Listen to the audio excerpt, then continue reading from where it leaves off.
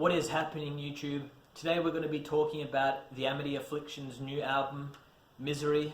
Pre-ordered this one about a month ago from JB Hi-Fi. It came with a bunch of pins. This reminded me of, the old days. Emo kids used to love these things.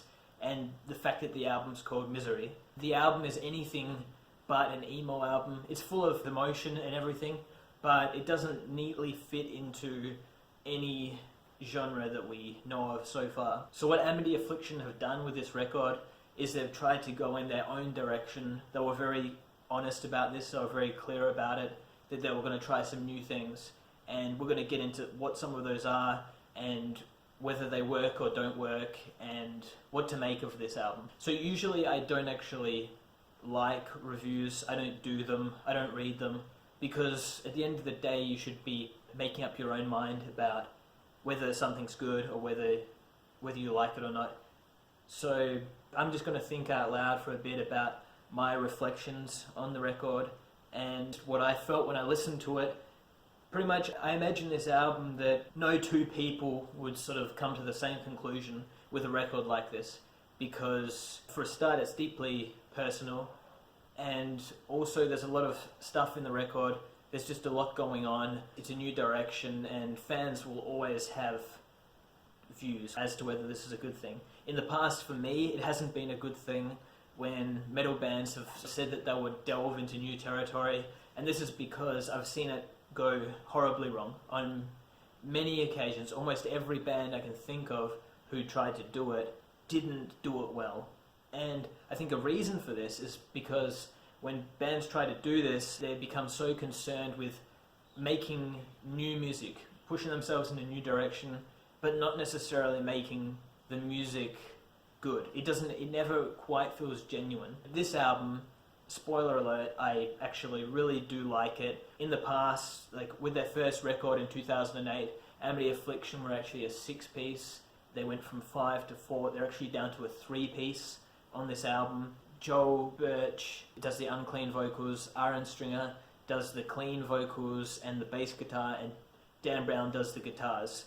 There's some negatives, but there's some really positive things about the record as well. The first massive plus for this record is that it has a lot of variation in it. So it has 12 tracks. Each track is very different from the last. It's not just a generic metalcore album where songs pretty well sound the same. With the variation, we actually also have decoration as well.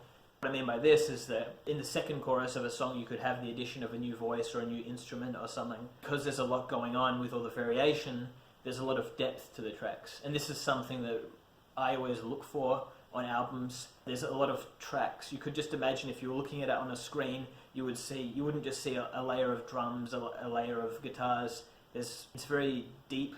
The negatives, well, there's plenty of those as well, but what I want to do is I want to just look and say a few things generally about each song. So what the Amity Affliction did was they actually released 2 songs before releasing the album. These songs had music videos, long dramatizations of events, like a script that they wrote, I assume, and excerpts of the song were put over the music video. I didn't actually really like these very much. The first song on the record is Ivy Doomsday. Probably the first thing I realized, electronic elements are already being incorporated in the opening moments of the first song. So you pretty much know what's about to come. Something that I noticed in this first song was that the lyrics say, "Down to hell we go together," and they also say, "Heaven in my veins, heaven doesn't numb the pain." I found this quite interesting because I'd seen that Joel Birch, when he was commenting on a previous album, Chasing Ghosts, he said that part of the message of that record was that after you die, there's nothing. There's not any punishment or any reward. That's it. You don't get a second chance. So talk to people if you're battling some kind of depression or whatever. He sort of said that there wasn't a heaven or a hell. But then in the first song we have references to heaven, references to hell, and I sort of started thinking, is this going to be a taste of what's to come on this album? Are we going to be seeing some kind of religious kind of theme throughout this album. In previous Amity Affliction albums, it's often been about depression, and then this album's called Misery, and then it's often been about, the water. There's a lot of references to the water, which I actually like, and I think that Amity Affliction fans will be pleased that there are a few on this record. Feels Like I'm Dying, track number 2. Again, at the very intro of this song, we have electronic elements playing in, and these end up becoming quite prominent throughout the song. I think for some people, and die-hard Amity Affliction fans who have been there from the early days, this could be a massive problem. I actually think that it works 90% of the time in the album, but I imagine that a lot of people wouldn't be so forgiving. Again, in this song, we actually get a reference to heaven and a reference to hell. You place heaven in my arms because there's hell to pay. So again, we've got those, just in the 2 opening tracks, we've got references to heaven and hell, and this kind of jumped out to me. I don't know if anyone else cares, but this is something that I noticed and I found quite interesting. I think the thing about this that sort of scared me a bit, this song, just the second on the record, was that in the bridge we have a kind of robot voice. And this is something I've never liked. I actually listen to a lot of electronic music, but I've never liked this. And I sort of started thinking, well, I love the song, am I going to start having problems with this album? Track number 3, Holier Than Heaven. Again, it's absolutely full of religious kind of language and religious themes. It's an interesting one. Some of the lyric choices on this I thought were a little bit unwise. There's a lot of religious Amity Affliction fans. I can't imagine them all singing along to this one. I could be wrong. This song has probably one of the hardest hitting bits on the whole record. I imagine it to be really good live, the breakdown part of it, which I can't actually say for the whole album. I'm not even sure how this album's going to be played live. I think there might be some kind of struggles with the composition of the album. Track number 4, Burn Alive. The first thing I thought of when I heard this song is A Day to Remember, Justified, of Bad Vibrations. It sounds really similar in the way that it's about burning alive and feeling happy about that, and it's kind of just a sweet sort of sounding song. It goes into a strange bit toward the end of the song, a bunch of yeahs, yeah, yeah, yeah, like that, and it kind of reminded me a little bit of sort of like a Parkway Drive song. It was so over the top, all this yeah-yeahing, that it almost sounds catchy and it almost sounds good. Usually this is just something I think that bands do as a filler, just to kind of fill time. It actually does feel like it works. Track number 5, Misery, the title track. Now this track is probably the one that I have the biggest issue with. In the chorus of the song, there's a return of the robot voice that we heard in a bit earlier on, but this is just way over the top, and I just find it kind of annoying. It feels out of place. I feel almost embarrassed listening to this song. This is the one thing that I find really hard to swallow on this album, and toward the end of the song, again, we get like a kind of mishmash between heavy metal and electronic music. I think this is the most pronounced on this song. Does it work? I mean, personally, I think it does work, minus the robot voice on almost the whole album. Some people will just flat out hate it, and I understand it, but I actually, personally, I rate it myself. Track number 6, Kick Rocks. What can I say? It's after the last song, how chaotic it was and how messed up the vocals were. It's really nice to actually get some good, proper vocals in this track. Another thing about the vocals is that the vocal patterns on this song, they're really irregular, which keeps it interesting, and it's actually a really nice kind of way of bouncing back from the craziness of the previous one, and this is a good, catchy track that I think will actually go really well live as well. Track 7, Black Cloud. This song opens with a strange kind of theme, and it's a theme because it's repeated in the pre-verse and it's repeated in the outro as well.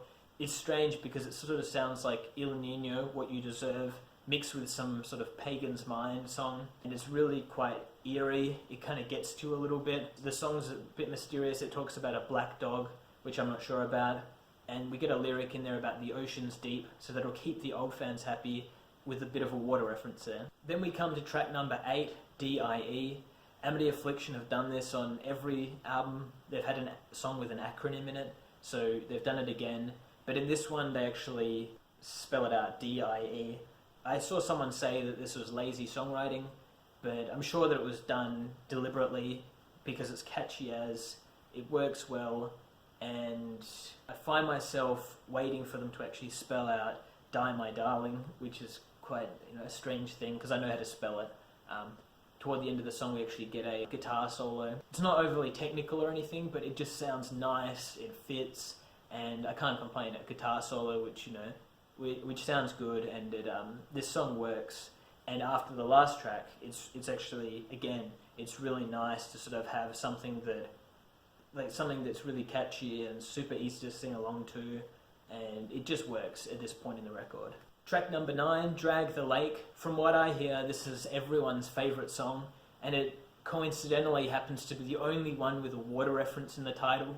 So just a coincidence, guys. What we actually get in this one is some falsetto voice from Aaron, and this is really nice. Yeah, this is just a really easy listening track and full of water references, so it keeps everyone happy. Track number 10, Beltsville Blues.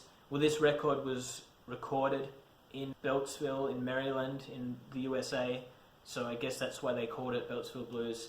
The guitar work on this song is probably my favourite personally. It sounds good, it sounds nice and heavy. And again, we have plenty of water references on this song, so it seems like the album's finishing strong. So track 11, Set Me Free. This song is again full of lots of religious kind of themes throughout it. Oh God, and Heaven, Take Me Now, and stuff. This is the only time I think that I've ever heard Aaron's voice actually strain, which is, for me, super interesting. This isn't one I'd be singing along to. To me, this feels like the most traditionally Amity Affliction song on this record. That I don't know if anyone agrees with me on that, but because I would say that none of them are typical Amity Affliction songs, but I'd say this, if I had to pick one that was the closest, it would probably be this one. Again, in this song we get a guitar solo, so 2 guitar solos out of 12 songs. Not too bad. It's again very melodic, very nice, quite slow, but it's a good touch to the record. So the final track on the album, track 12, The Gift Horse. This track's dedicated to the Amity Affliction's friend, Shane Collins, who passed away. It's quite a sad song. It's quite emotionally driven, but something that kind of I didn't really appreciate that much about the song is that it has these fake kind of drums. They're just like MIDI keyboard drums or whatever. To me, they don't sound good. This song doesn't sound as good as it could have been. It would have been nice to have some acoustic guitar or some piano, just something a little bit different. I don't think this really works. I think it's something that really irks me about the album. We get a lot of water references yet again, which is a really nice note to finish the album on, because it's something that Amity Affliction actually, I honestly think, do so well. Joel's voice on this song is not so much a scream, it's more of a yell, and this is something that's been going on for a fair few tracks on this record. I find it super hard to yell along to his voice on this record.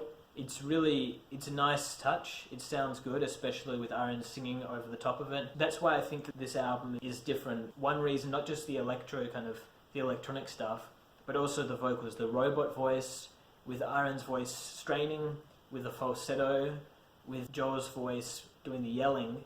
There's already a few things that they've changed and they've mixed up. For a lot of reasons, this album has a lot going for it.